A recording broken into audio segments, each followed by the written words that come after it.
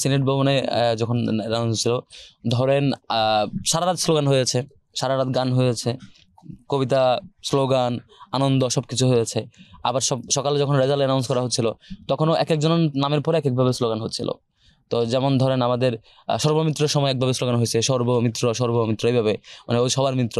তো এইভাবে করে একজনের সময় আমাদের এক ভাই হচ্ছে চকলেট খাওয়াইতে ভালো, তার সময় চকলেট অনেক স্লোগান হয়েছে, মানে যার সাথে যেটা রেলিভেন্ট বেশি ওইটা স্লোগান হয়েছে। তো হিজাবের ইস্যুতে যেটা আপনারা দেখেন, চারুকলায় সাবিকুন্নাহার হিজাবি তো আমাদের 3 জন ছিল, উম্মে সালমা ছিল, সাবিকুন্নাহার তামান্না ছিল, আফসানা ছিল। বাকি 2 জনের ক্ষেত্রে কিন্তু স্লোগান হয় নাই। স্লোগান হয়েছে কার ক্ষেত্রে? স্লোগান হয় উম্মে সালমার ক্ষেত্রে স্লোগান হয়েছে ভাবি স্লোগান হয়েছে, কারণ হচ্ছে সে আমাদের রায়হানের ওয়াইফ, আরেকজনের প্রার্থীর। তো এইভাবে স্লোগানটা ওই ব্যক্তির রেলিভেন্সির উপরে ডিপেন্ড করছে। আর সাবিকুন্নাহার তামান্নার ক্ষেত্রে এটা ঘটেছে কেন? চারুকলায় তার ছবিকে বিকৃতভাবে এঁকে শিং এঁকে দিয়ে তার হিজাবকে বিকৃত করা হয়েছিল। এটা একটা হিজাবোফোবিয়ার সিম্বলিক রিফ্লেকশন আর কি। তো সেখান থেকে একটা ভয়েস রেজ করা হয়েছিল যে আসলে হিজাবোফোবিয়াটা আসলে বিশ্ববিদ্যালয়ে চলে না।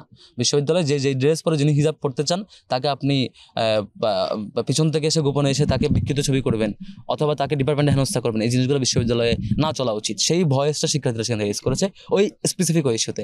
এটাকে বিদেশি মিডিয়া বা স্পেসিফিক একটা দেশের মিডিয়া কেন এটা প্রেজেন্ট করছেন সবকিছু জানা সত্ত্বেও এটা তাদের এজেন্ডার ব্যাপার। তবে দেশীয় মিডিয়া যারা হাজির ছিলেন তারা তো সবকিছু দেখেছেন। আশা করি আমাদের দেশীয় মিডিয়ার ভাইয়েরা সবাই সত্যটা উপস্থাপন করেছেন আর কি। আজকের কর্মসূচি মূলত এখন 2টা কর্মসূচি। একটা হচ্ছে দীর্ঘ ফ্যাসিবাদের যে ফ্যাসিবাদ ছিল তার ফ্যাসিবাদ বিরোধী লড়াইয়ে যারা শহীদ হয়েছেন তাদের স্মরণ করা। যে আমাদের পক্ষ থেকে, সংগঠনের পক্ষ থেকে সারা দেশব্যাপী কর্মসূচি দেওয়া হয়েছিল। এখানে আমরা এসেছি যে গণকবর, 150 মতো শতাধিক কবরের এখানে অনেক চিহ্নিত, অনেকে এখনো চিহ্নিত না যে কোনটা কার কবর। তো এই যে গণকবর, এখানে সেই গণকবরটাতে আমরা আজকে জিয়ারত করেছি এবং জুলাইয়ের সকল শহীদদেরকে স্মরণ করে আমরা তাদের জন্য আল্লাহর কাছে দোয়া করেছি। আরেকটি কর্মসূচি হচ্ছে আমাদের এখান থেকে পাশে 71 শহীদদের যে কবর, 71 মুক্তিযুদ্ধের যে শহীদদের কবর, সেখানে আমরা জিয়ারত করবো এখনই। তো 2টা কর্মসূচি এখানে। আমরা মূলত আমাদের যে লম্বা যে স্যাক্রিফাইসের যাত্রা, এই স্যাক্রিফাইসের যাত্রার মধ্যে মেইন কি ফিগার হচ্ছে আমাদের শহীদেরা, মানে অনুপ্রেরণার জায়গা হচ্ছে আমাদের শহীদেরা। শহীদদেরকে স্মরণ করে, শহীদদের জন্য দোয়া করে, শহীদদেরকে জিয়ারত করে আমাদের দায়িত্ব, আমাদের প্যানেলের বিজয় পরবর্তী সময়ে কাজগুলো আমরা শুরু করছি। আর এর মধ্য দিয়ে ইনশাল্লাহ আমরা এরপরে শিক্ষার্থীদের সাথে মিশবো, কথা শুনবো। আনুষ্ঠানিক দায়িত্ব গ্রহণ কবে থেকে শুরু হবে এটা এখনো ইউনিভার্সিটি কর্তৃপক্ষ থেকে জানানো হয় নাই। তার আগ পর্যন্ত আমরা আমাদের প্যানেলের দিক থেকে এবং একই সাথে যেহেতু নির্বাচিত প্রতিনিধি হিসেবে আমরা সকলের সাথে কথা বলছি, সকল প্রতিনিধির সাথে অন্যান্য হল পর্যায়ে এবং ডাকসু পর্যায়ে যারা নির্বাচিত হয়েছেন তাদের সাথে আলাপ করা, দেখা করা, কথা বলা, শিক্ষার্থীদের কথাগুলো শোনা, সেই কাজগুলো করছি। আজকে আমরা প্রাথমিকভাবে শুরু করেছি শহীদদের জিয়ারত দিয়ে।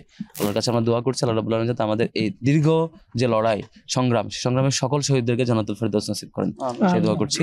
এবং আল্লাহ রাব্বুল আলামিনের কাছে এটাও দোয়া করছি যে শহীদদের যে আত্মত্যাগ, তাদের যে আমানত আমাদের উপর অর্পিত হয়েছে সুন্দর ক্যাম্পাস করবার জন্য, সেই অনুভূতি যাতে আমাদের সবসময় থাকে এবং শহীদদের এই স্যাক্রিফাইসের মূল্য যাতে আমরা আমাদের কাজের মধ্য দিয়ে, শিক্ষার্থীদের কমিটমেন্ট রক্ষার মধ্য দিয়ে, শিক্ষার্থীদের অধিকার বাস্তবায়নের মধ্য দিয়ে আমরা সেটি জারি রাখতে পারি, বাস্তবায়ন করতে পারি। ডাকসুতে বিপিজিএস একা কোনো স্টেক হোল্ডার না। স্টেক হোল্ডার নির্বাচিত সকল প্রতিনিধি একসাথে ফর্মাল মিটিংয়ের মধ্য দিয়ে সিদ্ধান্ত গ্রহণের মধ্য দিয়ে আগাবে। যেহেতু আমাদেরও নিজস্ব কিছু ইশতেহার আছে, আবার যারা দাঁড়িয়েছেন তাদেরও অন্যান্য যারা নির্বাচিত হয়েছেন, আবার আমরা বলেছি আমাদের প্রতিদ্বন্দ্বী যারা ছিলেন তারাও আমাদের উপদেষ্টা, তাদের সাথে আমরা বসছি, তাদের সাথে পরামর্শ করছি। আমাদের ফর্মাল মিটিং অন্তত একটা তো হওয়া দরকার আগে, যেহেতু ফর্মাল মিটিং একটাও হয়নি। আমাদের ইশতেহার যেটা, সেটাই আমাদের কমিটমেন্ট। ইশতেহারে যা যা আছে যেগুলো স্পেসিফিক, এটা করবো কোন মাসে কোনটা এক্সিকিউটিভ প্ল্যান, সেটা এখন আমরা আগে আমাদের একটা এক্সিকিউটিভ মিটিং লাগবে। মিটিং হওয়া শেষে আমরা কোন মাসে কোনটা তখন আমরা পাবলিকলি অ্যানাউন্স করবো আর কি। বিজয়ের প্রতিক্রিয়া গতকালকে যে টোনে বলা হয়েছে সেটি হচ্ছে বিজয়টা আমাদের ছাত্র শিবিরের বিজয় না, এটা ব্যক্তি সাদিক কায়েম কিংবা এস এম ফরহাদের বিজয় না, এটা শিক্ষার্থীদের বিজয়। শিক্ষার্থীরা আমাদেরকে মতামত দিয়ে বিজয়ী করেছেন, নির্বাচিত করেছেন। এখন শিক্ষার্থীদের কমিটমেন্ট রক্ষা করা আমাদের কাজ, শিক্ষার্থীদের প্রত্যাশা পূরণ করা আমাদের কাজ, ঢাকা বিশ্ববিদ্যালয়ের শিক্ষার্থীদের প্রতিনিধিত্ব করা আমাদের কাজ, তাদের প্রবলেমগুলো অ্যাড্রেস করে সব জায়গায় সে ভয়েস রেজ করতে পারে আমাদের কাজ। এখন এখানে আমাদের মেইন জায়গা হচ্ছে শিক্ষার্থীর ভাই হয়ে, শিক্ষার্থীর বোন হয়ে আমাদের যারা যে প্রতিনিধি যে জায়গায় আছেন তার জায়গা থেকে কন্ট্রিবিউট করা। এবং একই সাথে শিক্ষার্থীদের কাজ হলো আমাদের উপদেষ্টা হিসেবে, পর্যালোচক হিসেবে, যখন যে পথে যেভাবে আমাদেরকে থামিয়ে দেওয়া দরকার কিংবা এগিয়ে নিয়ে যাওয়া দরকার কিংবা পরামর্শ দেওয়া দরকার, সেভাবে শিক্ষার্থীরা আমাদের পাশে থেকে আমাদেরকে থামিয়ে দেবে, পর্যালোচনা দেবে, প্রশ্ন করবে কিংবা এগিয়ে দেবে কিংবা সহযোগিতা করবে। যখন যেভাবে করা দরকার শিক্ষার্থীরা আমাদের মেইন পাথে হয়ে থাকবে।